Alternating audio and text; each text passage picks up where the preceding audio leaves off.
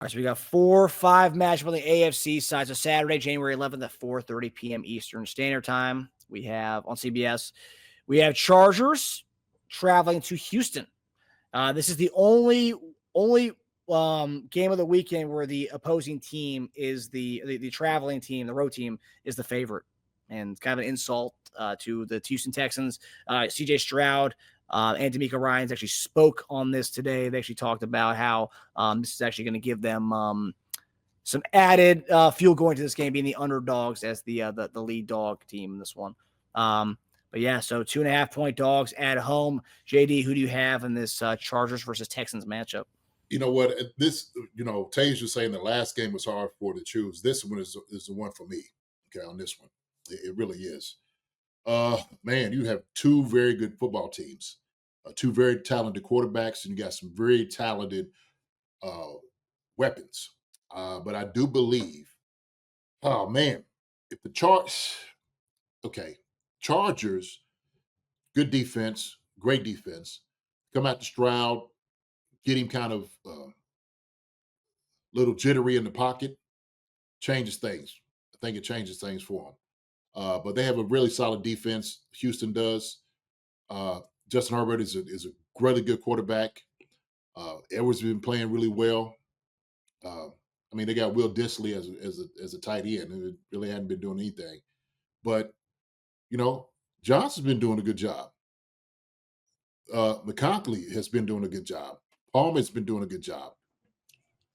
But the Houston Texans just got Deontay Johnson down there. And I think it's going to be the difference. I really do. They needed a guy after losing Tank Dell and Schultz. Mixon is going to be looking good. I think Houston was going to win this game out, man. I think they're going to win. I'm on Houston this week. So very good coaches, good defenses. Both of them got good defenses. But if they put the ball in the hand of Mixon, Deontay Johnson actually shows up, makes some football, some plays. With Schultz and those guys, I think he's going to be all right. So I like the Texans on this one. I like the Texans. Yeah, I'm with you. This is the most difficult game for me to pick as far as a winner in this one. Yeah. You can make an argument for both sides here.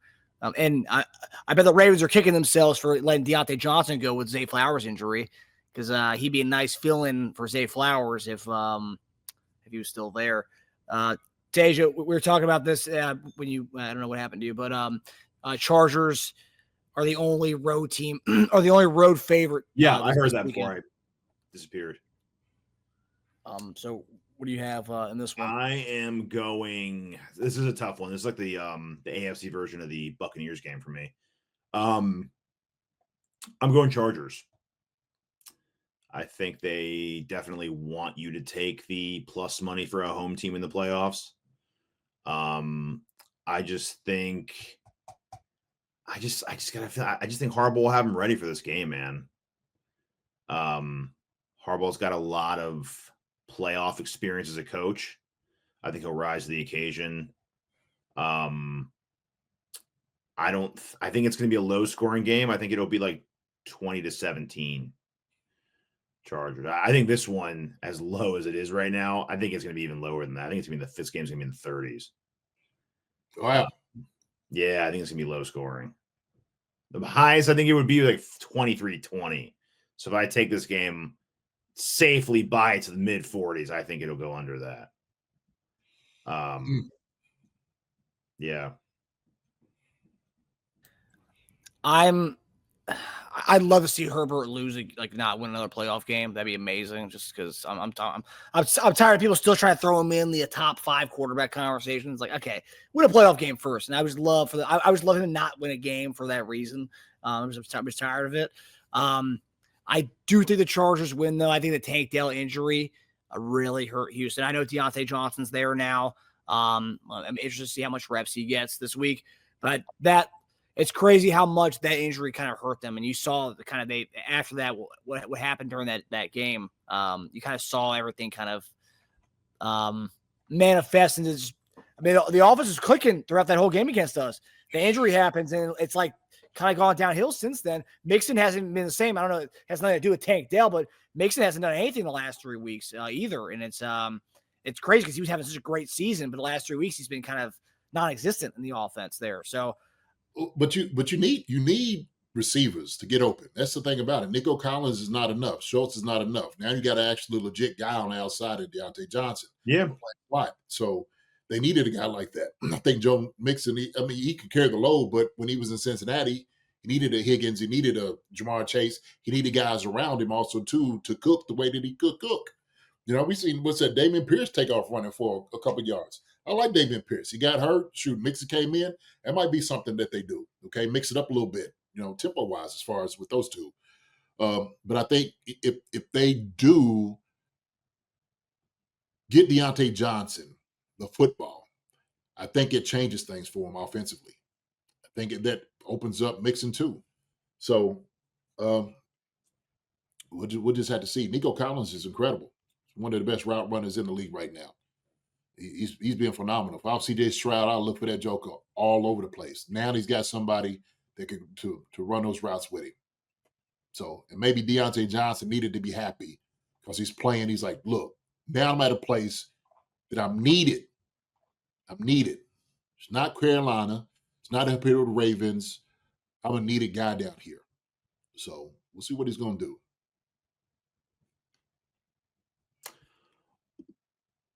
Lights out in Houston. Okay, so you got Chargers in this one. Yeah. Okay. All right, so JD's going with Houston here. It's another underdog for JD this week. I like it. Spicy. And it looks like everybody in the chat is going. Pretty much everyone's going Chargers. I think people like the idea of having multiple AFC West teams in the following round, which is true. I think people have kind of dogged our division over the last few years, saying, "Oh man, of course, Chiefs, run through the AFC West. They have the Raiders in there." It's like, well, no. Obviously, you see now we have home run hitters in the AFC West. Okay, so if JD has his way with Denver, I know he has Houston winning this game, but if Denver and the Chargers somehow get to the divisional, that's 3 AFC West teams in the divisional. That'd be kind of nuts. It would be. And let's go AFC West, man. Let's go. And remember, JD called Chargers and Broncos making the playoffs, so let's not forget that. Mm-hmm. So we would play in JD's world, we play the Broncos in the second round. Yep. A lot of guys would want to avenge that 38-0 loss. Absolutely. Yeah. 3 versus 6, Saturday, January 11th, 8 p.m. Eastern Standard Time on Amazon Prime. The Ravens will be hosting the Pittsburgh Steelers in another divisional showdown here. The third time they'll be meeting this year. Steelers are a 9.5-point underdog at Baltimore. Ravens 9.5-point favorite. Over under for this game is 43.5. The team split during the season, so it's 1-1 here. So there's the grudge match. How do you guys see this one going? I mean, Tomlin apparently hinted during the week that Justin Fields might get some playing time this week, which is interesting. I don't know if that's just gamesmanship, just trying to give them another potential more stuff to scout, but potentially having have a dual quarterback system in the playoffs. That's usually not the way to go when you're getting into the playoffs. But sure. Yeah, how do you guys feel about this one? Pull all your weapons out. This is playoffs. This is how it works. You ain't got time to be like, we'll try it next week. No, shoot, you could put him and let him run the football. That's another guy. That's an extra guy you have. That's a dangerous thing to have. So he's another weapon. This close will be a lot closer than what they have right here. No question about it. But I do believe the Ravens will win. But this is going to be a good matchup. These guys know each other very well. So, Russell's been struggling a little bit. The wide receivers really haven't been getting open. Warren's been the only guy in the back. I think Najee just been okay. He's the one that's been catching the football more. George Pickens, we don't really know where his head's going to be at. You start talking to him, getting in his head a little bit, he'll be all out of the game, throwing his helmet off and all those different things. Once you do that, Mike Williams, he sometimes shows up, sometimes he doesn't. So I don't know if he thinks he's still in San Diego or not. I don't know. But I do believe the Ravens will win this game. Yeah. I think Ravens cover this too. I think it's like a 24-13 type game. Yeah, I don't. They might even blow them out. Ravens are playing great ball, and Pittsburgh's looked the worst they've looked all season. Yeah. Well, they had a 4-game skid, right? They've lost last 4. Yeah, 1, 2, 3, 4. Yeah, Eagles, Ravens, Chiefs, and Bengals last 4. Yeah, I mean, going from being the potential division winner to just going now having to go on the road in that same division now, that sucks. Yeah, shoot. Hey, man, look. As much as we look at, and you have to look at the season, how everything is. But when you get into the playoffs, it is desperation. It is, you have to have everything straight, the focus and whatnot. Guys understand what is at stake here. Okay. What is at stake? They're going to play their best. They're going to play their all. I do believe I have the game being 24-17 is what it's going to be. But I think the Ravens will still pull this out. So 20-19. Wow. Okay. It's a good matchup, man. It's a good matchup. Like I told Marcus, I think yesterday, it was 10 points. You get double digits against division rivals. That just doesn't sound right. No, man. Come on. These guys know each other. What are you going to throw other than the Steelers down, like you said, doing a Justin Fields, adding on to what you're going to do offensively, which I think is a great game plan. Sounds desperate to me. Shoot, man. I mean, the guy's, heck, he's a weapon, though. I mean, we seen him at the first of the year.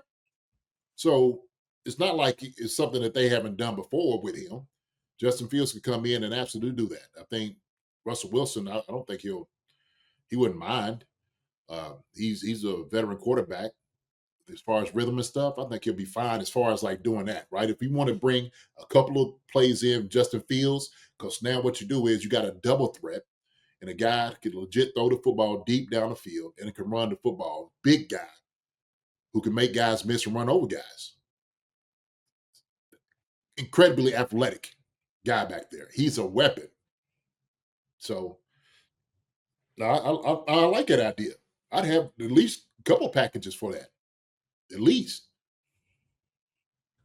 Yeah, Russ has been looking like doo-doo the last few weeks. I mean, I will say it's not all his fault. I mean, look at the last 3 games, 12 sacks taken, 4 against Cincinnati, 5 against us, 3 against Baltimore. I mean, he's been getting roughed up back there.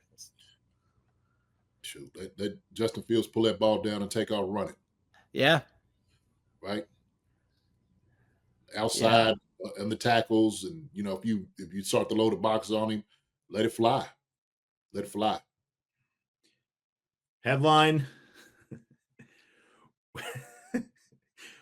Go ahead. I want to hear this one. Go ahead. Wilson turns into Mr. Eliminated versus the Ravens. Oh.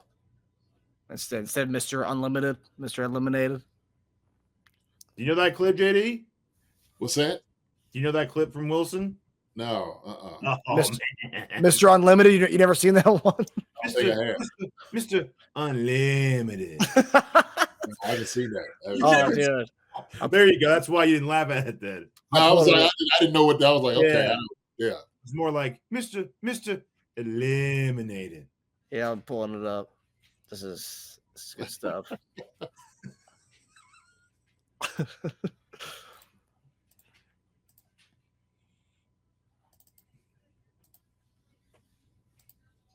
Oh, man. Come on. Mr. Unlimited. Yeah, you got to be unlimited. They got to have a thought process of being unlimited. I've never seen that before. Yeah. It was after like a 30-second, or 2-3 minute of him just walking around the place, just talking himself up and feeling good. Then he did that to finish it off. So Mr. Eliminated. Mr. Eliminated. But yeah, there's the grudge match. So obviously they split the season.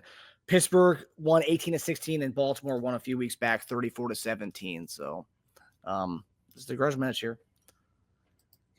Eliminated. There you go. Very, very cringe. Very cringe. Want to make some quick cash and have fun during the NFL playoffs? Well, it's time to embrace your inner underdog.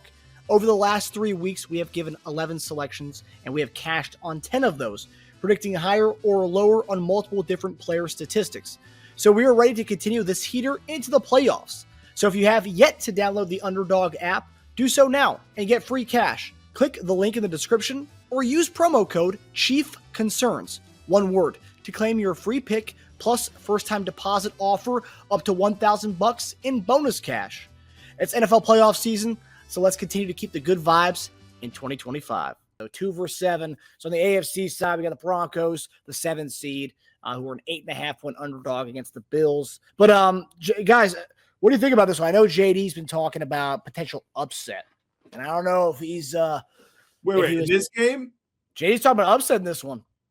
So you didn't pick them against the B team Chiefs, but they're going to beat the A team Bills. I believe the B team Chiefs weren't necessarily all B team. I would say 70% of the guys that played for the Chiefs were starters and rotational guys, for sure. I was hoping that they was going to give them somewhat of a fight. I did. But the thing is, with the B team Chiefs, the way that they beat us soundly, okay, because these are still NFL guys, 38-0, Tage, 38-0. Yeah, I know. Yeah, so I absolutely believe that the Broncos, if they're rolling like they did against us, because they shouldn't have beat us that bad. I don't give you B team, starters, whatnot. They should have beat us like they did. Okay. Highly disappointed. The players were disappointed. The coaches were disappointed. I do believe the Broncos have enough to beat the Bills. I do. They have a very good defense. The only guy they have on off, well, not the only guy, but the guys that they do have is James Cook. They do a good job of stopping the run. And then all of a sudden you have to go Kincaid. They got guys that can cover Kincaid. And they got corners. They can stop wide receivers. Amari Cooper, Khalil Shakur, Keon Coleman, Curtis Samuels. Those guys got a great defense. If anybody could stop the Bills, I'll put my money on the Broncos. Okay. And because they beat us like they did, okay, I do believe this will be an upset. Absolutely. You heard it here first. Going into Buffalo, no doubt. Bo Nix is playing at a high level. Cortland Sutton has been playing a tremendous job. They've unlocked Mims to be who he is. Javonte Williams has been doing decent. McLaughlin's been playing a good job. Vele's been doing pretty good. I think they got a really solid offense and a solid defense. Sean Payton's a great coach. Sean Payton and Sean McDermott know each other. They was up there in Philadelphia together with me. So they're very familiar with one another. I do believe that the Broncos have enough to beat the Bills. Now, you named a lot of things there. Okay. But you left out 2 key players, one from each team. And they're both the quarterbacks. One's a rookie. Yeah. And one's Josh Allen. Okay. That discrepancy is quite a big one, though. Well, like I said, I've seen Bo Nix turn into a guy under Sean Payton's tutelage to be a very legit quarterback. He runs the football well. He throws the football well. He is a legit quarterback in the NFL. I've been very impressed with what Bo Nix has done this year. Very impressed. You don't see playoff poopy pants coming? No, not at all. This guy, he understands. I think last week where they had to win to get in, if they go back into this, and I think they needed that win. They needed the win against the Chiefs, okay, to be rolling into the playoffs, okay? If it had been anything closer than that, might be a different game. But them beating us 38-0 gave them some confidence going in, like, look, we are ready.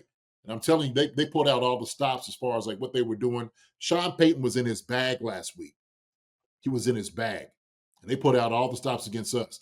I promise you, okay, that Vance Joseph is going to have something for Josh Allen. Josh Allen is not invincible. He's not. Okay. So That's where I am with this. He's a hell of a player. We know that. But the thing is, you spy Josh Allen, they got guys that could get after him in the passing game. Shoot. So I'm going with the Broncos on this. Yeah, I do think they definitely have a defense to beat Buffalo. And that's the one thing where I think this game's going to be close. And that's why I don't know if they're going to beat Buffalo, but I think the 8.5 points is an insult. I think this is a really good defensive team that's going to keep this game very close. So 8.5 points is very odd number to me for this game. I think the defense they have is going to be keeping it close.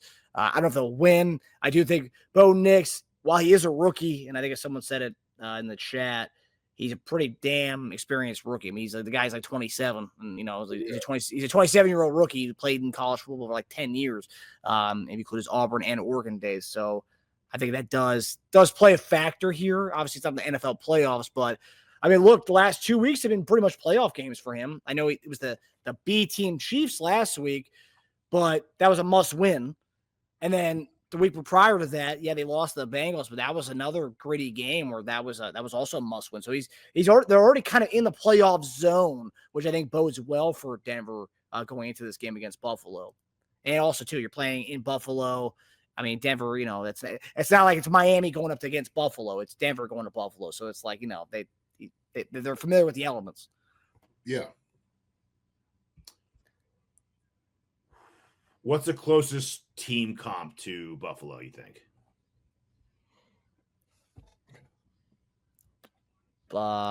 Chiefs, Baltimore. Yeah, I mean, Baltimore wrecked the Broncos. And the Bills.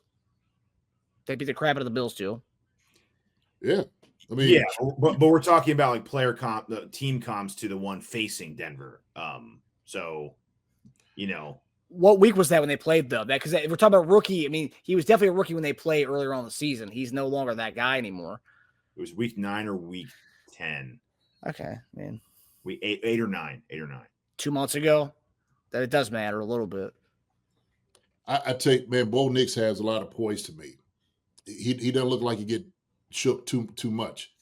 He just doesn't. He seemed, to me, somebody like you said, that he looks like the most polished rookie as far as quarterbacks out there from what I've seen this year. Besides Jaden Daniels, of course, obviously, but Bo Nix is playing at a high level, man. He's playing at a high level. So I don't think the stage would be too big for him. No, I'm. There's elements that keep me entertained in that, but it's kind of a wasteful week to have Surtain there because, I mean, who's he going to blanket? Keon Coleman, Amari Cooper, and his 4 targets a game. I mean, I just don't think that's going to be a huge turning point there because they're not the Diggs Buffalo Bills that rely on one guy. He spreads it around a lot. Now, if they feel comfortable and not having to double anybody, which I don't think they have to anyway on that team. If you can rely on Benito and that pass rushes just to get after him and make him slightly uncomfortable, I mean, I think they'll move the ball on them. I don't think they'll come away with a ton of touchdowns. I think it'll be like a 23-16 type game is what I think. What you have to do, man, Josh Allen, you got to spy. You have to. Their front four can actively get after him. Their front four can get back there and pressure Josh Allen to take off running. They did a good job. That's the scary thing about the Ravens game. They did a pretty good job on that. Lamar had 3 carries for 4 yards, and he had a long of 11, which means they had a lot of negatives on him. So they did stop him, but again, they still scored 41 points. So what was the difference? I mean, was it how they do it? I mean, he killed him in the past. He was 16 of 19 for 280. He only completed 3 passes all game. 158.3 rating on them. Like, so he just diced them up. A lot of yak and a lot of, big gains. Aguilar had 1 for 29. Henry had 1 for 27. Flowers had 5 for 127 in that game. So yeah, I don't think they don't have a Flowers up there. No, they don't. He had 1 interception. So Bo Nix had 1 interception, but no fumbles. So it's not like they really even fumbled the game away. I actually think, they won the turnover battle. But yeah, I think they'll slow them down. I just don't think they're going to stop them from scoring. That's why 23-16. That's a valiant effort. Yeah, look, I'm excited. I'm excited for this game right here myself. This is the game I think that's going to shock everybody. I do believe the Broncos have a very, very good opportunity and chance to beat the Bills. Hannah says, so JD, what you're saying is Broncos really beat the Chiefs last week because they are the better team. They were the better team that day. They were better than our guys at 70% not starting.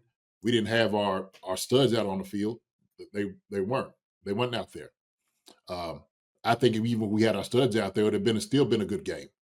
Are they 38 points better than our 70% starters? Man, I didn't think so. Not at all. Not in the slightest. But I mean, they proved when their backs against the wall, they're going to come out on top. And they have a coach who's won the Super Bowl before. There's a difference. A very good defensive coordinator. And they have a coach that understands how to win. He's gotten what he wants out of Bo Nix. He's gotten what he wants. So I trust Sean Payton. I do. So my thing is, Mims has helped out a lot for that. McLaughlin coming in and doing what he's doing helps out a lot. The tight ends, and you got Troutman. He's not really doing anything. He ain't causing no problems right there. Franklin, he played a good game against us. Vele, another guy. So they got different guys. Bo Nix got guys he can throw to. Thing is, it's like anything else. No turnovers, protect the football, stop them on D. That's what you have to do. And how do you stop the Bills is that guy right there, Josh Allen, is the key. And you come after him. That's what you have to do. Can't let him just sit back there. Yeah. I mean, I see that 46.5 is kind of a high scoring game for this one. I think it's going to be under that. And I think Denver definitely covers the spread. If they win or not, I think they definitely cover the spread. I think it's going to be a low scoring game. Yeah. All right. So Teja, okay, so before we go, so the picks, Teja, you have Buffalo or Denver, just the straight up. Buffalo. JD on Denver. Denver, yeah. All Winning. Right. yeah, Tej. All right. Yes. I'm just trying to nail it down, man. I'm just trying to nail it down. Look, I'm rooting for them guys. I do believe they have. I do believe it. Believe me. Well, hold on. I'm rooting for Denver too. But I do believe they will upset the Bills. I think it's a good matchup for them. Great matchup. So this game is Sunday, January 12th, 1 p.m. Eastern Standard Time on CBS. I corrected the graphic there. So 1 p.m. on Sunday. So enjoy that one. Hi, everybody. Thanks for watching. Subscribe here to get the latest from the show. Also, be sure to check out the best clips from Chief Concerns. And if you prefer to listen to the show, subscribe and follow us on Apple Podcasts, Spotify, and anywhere else you get your podcasts.